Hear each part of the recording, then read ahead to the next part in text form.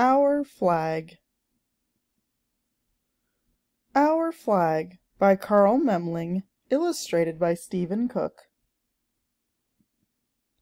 Every country has its own flag. When a ship at sea flies our flag, the ship is saying, "I come from America." When you carry our flag, you are saying, "I am an American." But our flag did not always look the way it looks today. Once, a long time ago, the people of America had many different flags. They lived in 13 separate colonies, and each colony had its own flag. This boy's flag meant, "I am from Maryland." Maryland was only one part of the big country that was to be the United States of America. The 13 colonies were ruled by the King of England. They did not like being ruled by a king who lived so far away. They wanted to rule themselves. But first they had to fight a war against the British. In the early days of the Revolutionary War, the Americans still carried their old flags into battle. They needed one flag that would stand for all the Americans fighting for freedom together. A drawing was made. It showed a flag colored red, white, and blue. There were 13 red and white stripes and 13 white stars on a field of blue. The American flag was to have a star and a stripe for each one of the 13 colonies. Who sewed our first flag? No one really knows, but some people believe it was Betsy Ross. They say she took some bolts of cloth and cut 13 red and 13 white stripes. She cut 13 white stars and one large square of blue, and then Betsy Ross began to sew.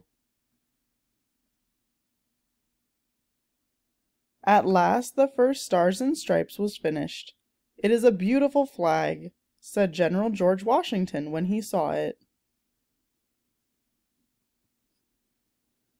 The new flag was carried into battle for the first time when the American ship Ranger met a British warship at sea. It was a hard fight, but the Ranger won. The American soldiers fought many battles against the British. The last one was at Yorktown in Virginia. The Americans had won the war.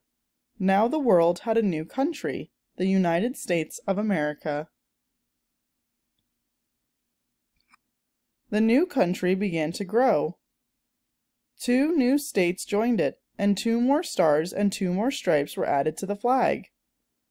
When the United States and England fought the War of 1812, the brand new flag with 15 stars and 15 stripes waved over Fort McHenry near Baltimore, Maryland. All through the night, British warships fired their cannon at the fort. But the flag did not go down. The American soldiers would not surrender, and they won the battle.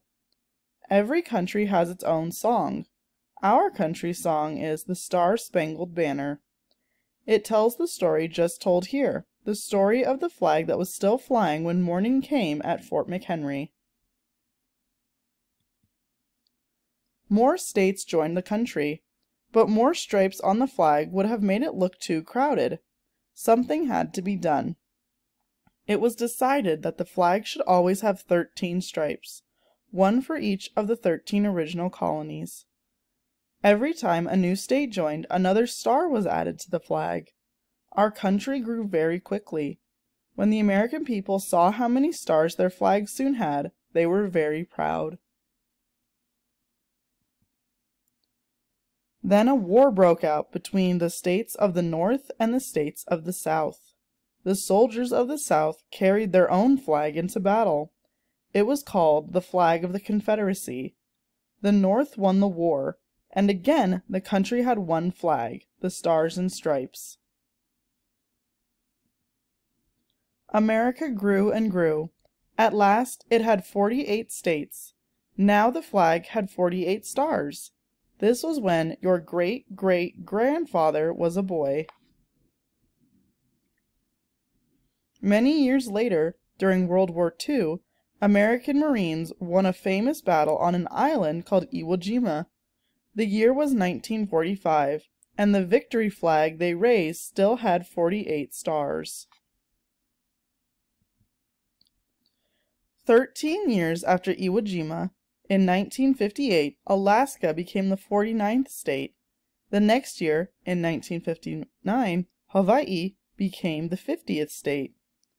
Today, our flag has 50 stars, 1 star for each of the 50 states, and it has 13 stripes, 1 for each of the 13 original colonies. The stars and stripes of our flag tell the story of America, from the very start until today. Follow these rules when you carry or fly the flag. Hold the flag high. Do not let it touch the ground, the floor, or water. Fly it at the very top of the pole, with the blue square known as the Union on top. When hanging the flag flat against a wall, the Union must be on top and to the flag's own right. Take it down at sunset and fold it neatly. There are 3 special times when the flag must be saluted: when you see it being raised or lowered, when you are singing the Star-Spangled Banner, when the flag passes by in a parade. When you salute the flag, stand as straight as you can. A boy takes off his hat and holds it over his heart with his right hand. A girl leaves on her hat, but she holds her right hand over her heart. A pledge is a promise. When boys and girls at school pledge their allegiance to the flag, they promise to be good Americans. The Pledge of Allegiance. I pledge allegiance to the flag of the United States of America, and to the republic for which it stands, one nation, under God, indivisible, with liberty and justice for all.